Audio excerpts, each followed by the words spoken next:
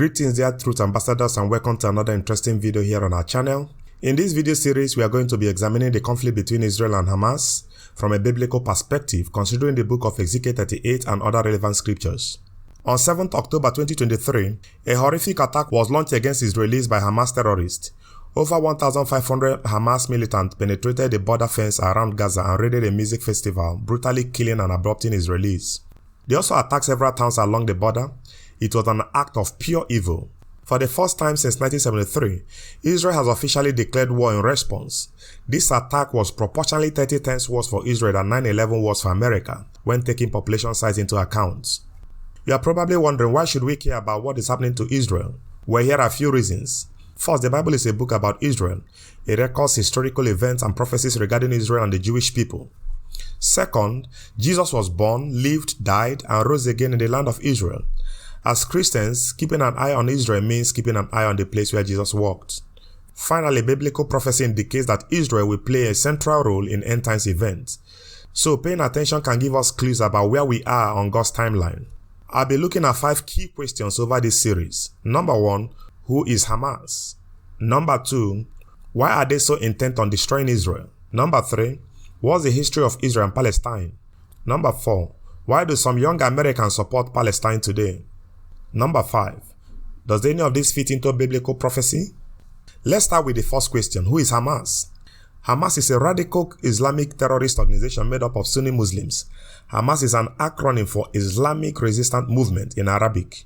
It also means zeal or strength in Arabic. But interestingly, in Hebrew, Hamas means violence, which is an apt description. Hamas was founded in 1987 by Sheikh Ahmed Yassin as political arm of Muslim Brotherhood in Gaza to counter Palestinian Islamic Jihad. Hamas charter calls for the destruction of Israel and the establishment of Islamic society in historic Palestine. Hamas first used suicide bombing in 1993 before Oslo Accord established Palestinian Authority with limited self-rule in West Bank and Gaza.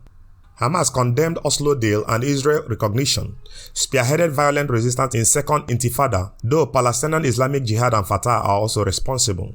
United States designated Hamas foreign terrorist organization in 1997. Hamas presented new document in 2017 accepting interim Palestinian state along pre-1967 borders, but still refusing to recognize Israel.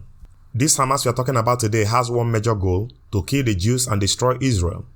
This is directly from their own charter, which calls for Israel's obliteration and the killing of Jews. They will destroy anyone or anything in their way. They don't care about Palestinians or even their own people.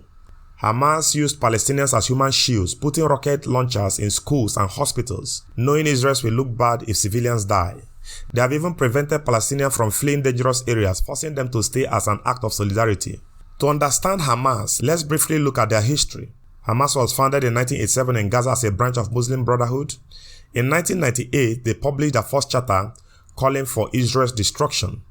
In 1991, they established a military wing called Izzedim Akazim Brigade.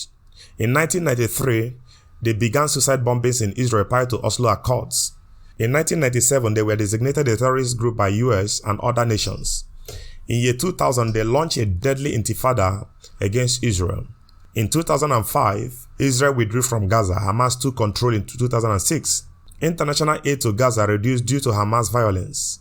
In 2023, they launched a massive attack on Israel. The people in Gaza are suffering because of Hamas action. Israel has tried to help with aid and infrastructure, but Hamas used resources to build tunnels into Israel rather than help their people. In 2006, Hamas won election in Gaza. Rather than build up Gaza, they amassed weapons for attacking Israel. The living condition of Palestinians can be blamed on Hamas violence and radicalism. When people protest for free Palestine, it will be more accurate to say free Palestine from Hamas. Hamas is responsible for the suffering of the Palestinian people in Gaza. As a Christian, we can pray for peace and security for both Israelis and Palestinians. We can pray for Hamas to turn from violence and terrorism. And we can pray for God's kingdom to come when true justice and righteousness will reign. In our next video, we'll explore more questions about this conflict from a biblical perspective. Why does Hamas want to destroy Israel? What is the history of the land and the people? How should we as Christians view this issue? Please subscribe and stay tuned. Thank you for watching. Hope this overview has shed some light on this evil, destructive nature of Hamas. Make sure to subscribe and turn on the notification bell so you'll be among the first to get notified when we upload the next video in this timely series. God bless you and see you in our next video. Shalom.